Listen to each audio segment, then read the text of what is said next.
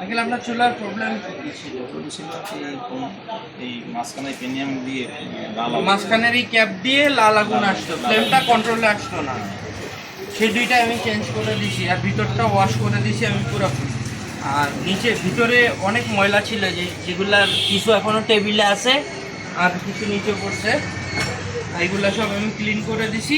যতটুকু এখন wheel powder দিয়ে ডলা দিলে, এই তারের মাঝে দিয়ে ডলা দিলে উঠে যাবে।